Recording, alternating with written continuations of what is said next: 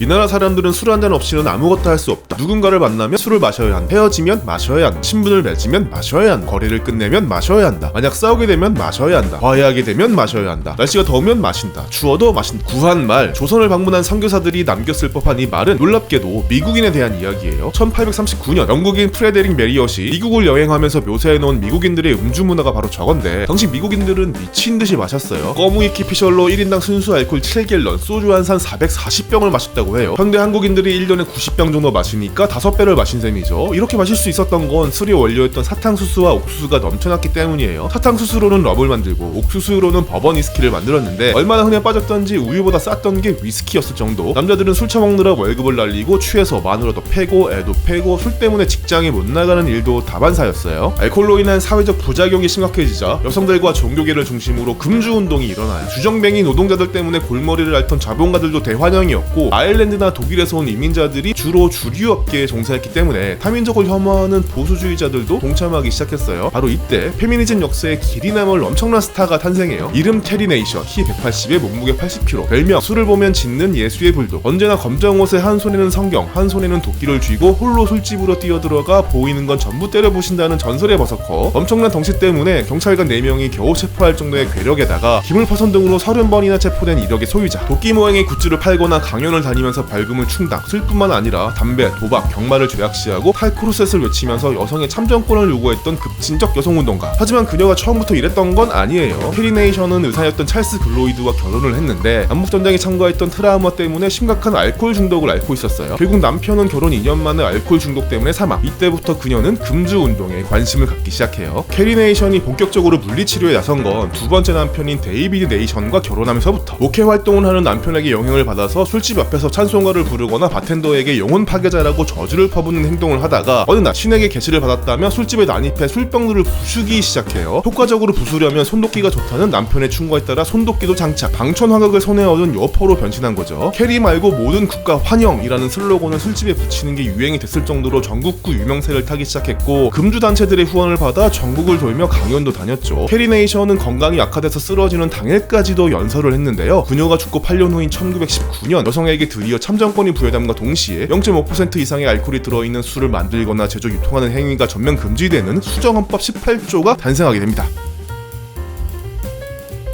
금주법 시대에 술을 구하는 방법은 다양했어요. 우선 몸이 아프면 술을 먹을 수 있었는데 약국에서 의료용으로 브랜디를 판매했기 때문이에요. 당시 브랜디를 약으로 쓰는 건 상식으로 통했어요. 브랜디가 심장을 빨리 뛰게 하고 혈류를 좋게 만든다고 믿었기 때문이죠. 1904년 세인트루이스 올림픽에서 브랜디와 지역을 먹고 합법적인 약물 금메달을 딴 스토리는 여기를 참조하시고요. 감기나 천식같이 합법적으로 브랜디를 처방받을 수 있는 병에 걸린 사람이 일주일에 살 수 있는 양은 딱 1파인트, 25센트면 취할 때까지 먹을 수 있었던 호시절은 아니었지만 $6, 현재 가치로 10만원의 거금을 내면 브랜드 470ml를 합법적으로 마실 수 있었어요. 이 돈이 없는 사람들은 교회를 찾았어요. 예나 지금이나 종교는 건드리지 않는 게 불문율이었기 때문에 성찬식에서 쓰는 포도주는 금지하지 않았거든요. 하지만 모든 종파가 성찬식을 하던 건 아니어서 포도주 한 모금을 마시기 위해서 종파를 바꾸는 일도 서슴지 않았어요. 1922년 214만 갤런이었던 성찬식용 포도주 소비량이 2년 뒤에 300만 갤런으로 급증했다는 통계도 이 사실을 뒷받침해주죠. 사람들은 더 기발해지기 시작했어요. 그리고 포도 벽돌을 개발하죠. 포도를 말려서 벽돌로 만든 건데 이걸 물에 담그면 포도 주스를 만들 수 있었어요. 하지만 보관을 잘못해서 상해버리면 와인이 만들어지는 불상사가 발생했죠. 때문에 회사 측에선 효모를 넣으면 발효가 진행된다고 빨간색 궁서체로 경고 문구를 삽입했지만 사람들은 자꾸만 효모를 넣는 실수를 저질러버리고 말았죠. 버드와이저나 밀러 같은 맥주 회사들은 맥주 대신 내가 시럽을 생산하기 시작했어요.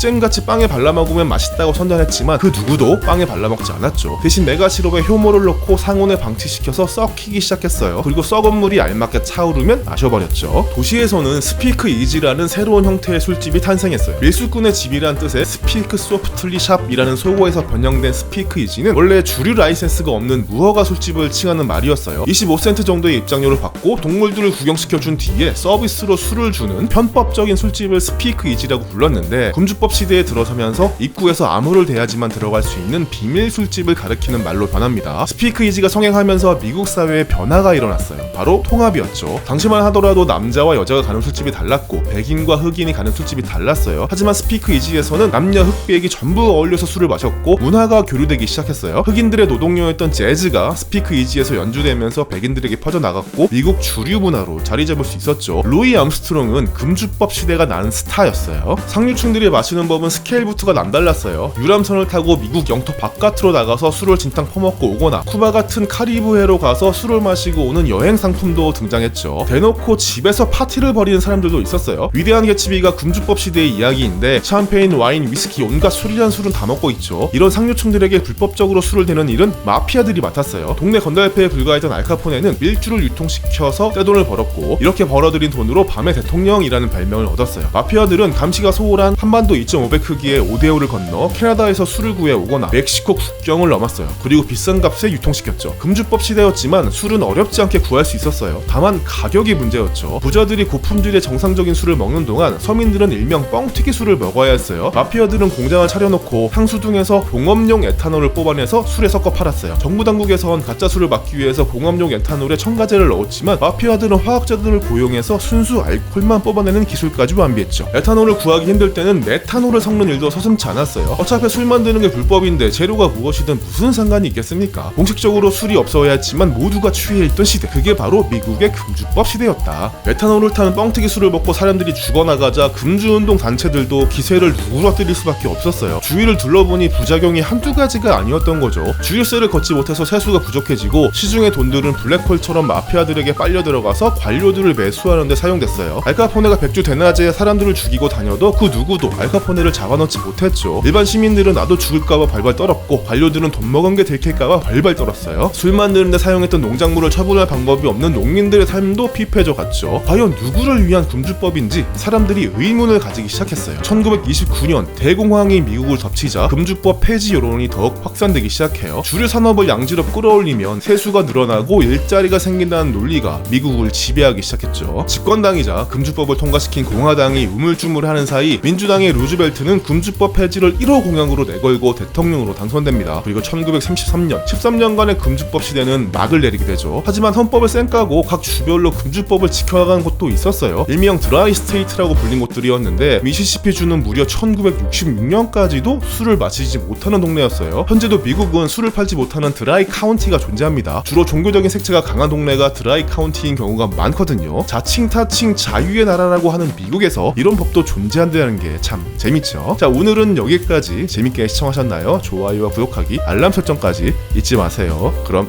안녕.